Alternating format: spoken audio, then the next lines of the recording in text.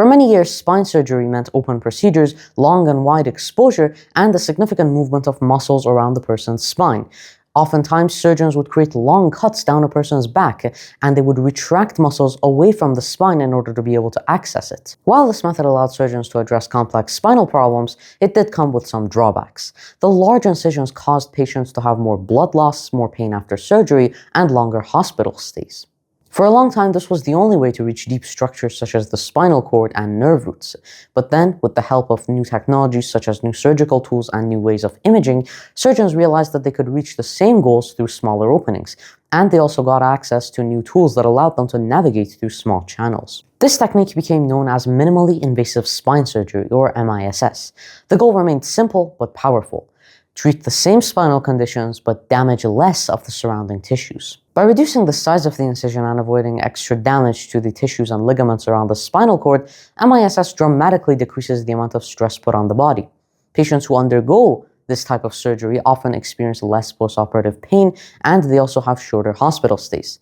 In many cases, patients are walking the same day or the day after the surgery, and this is a remarkable feature that is only available with MISS. One of the biggest advantages of minimally invasive spinal surgery is its wide range of applications.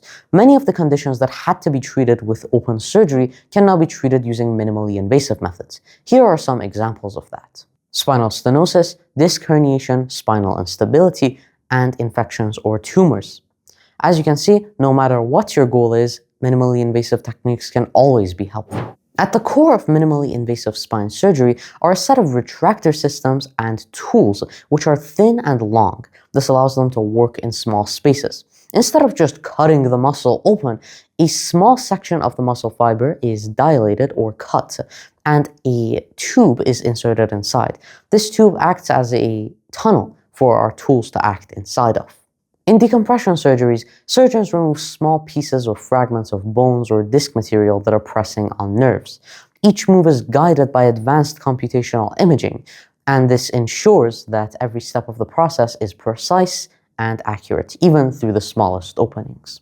Another area where MISS has had a significant contribution is spinal fusion surgery.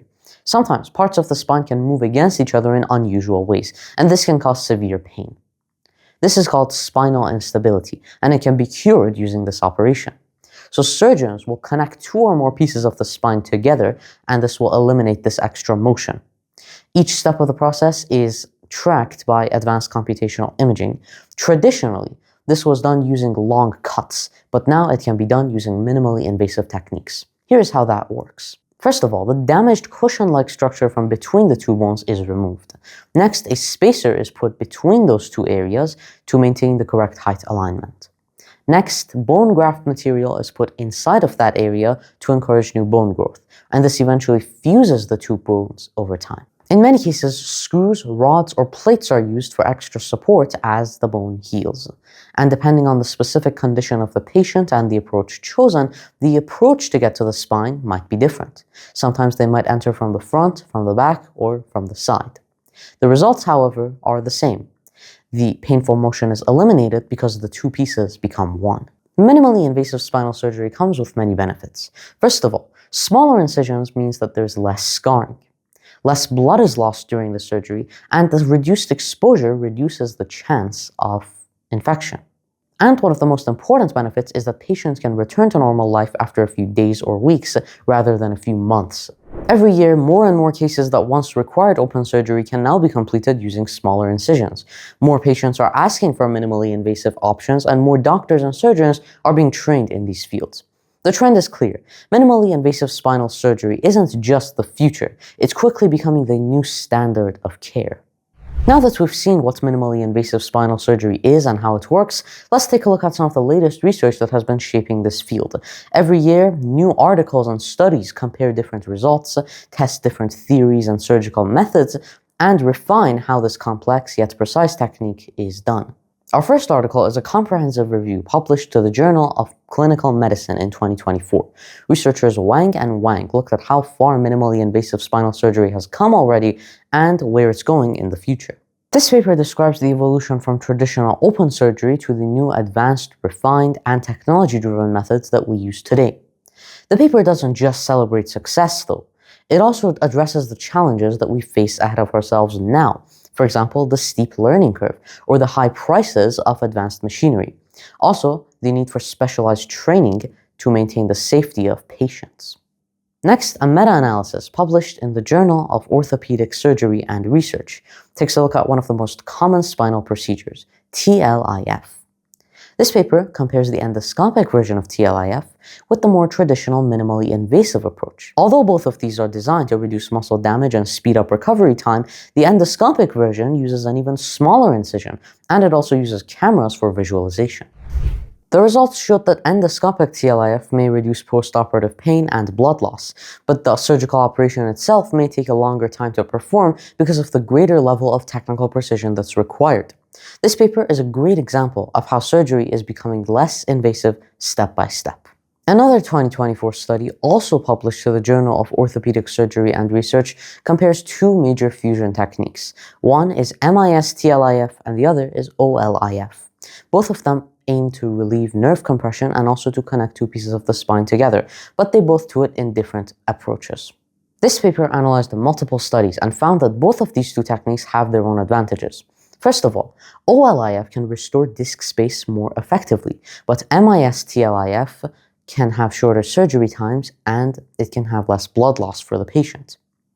Ultimately, it's not about which method is universally better, it's about which method fits what patient. This next paper takes on a long-standing debate on spinal surgery. When should spinal fusion surgery actually happen? Published to the European Spine Journal in September 2024, this paper uses something called a target trial emulation method, and this is a modern statistical technique that can create randomized data based on real-world data. It compared outcomes for patients who underwent decompression alone and patients who also underwent spinal fusion surgery to go along with it. This is for spinal stenosis. The outcomes showed that decompression worked fine in some patients, meaning that spinal fusion surgery should only be reserved for patients who actually have spinal instability.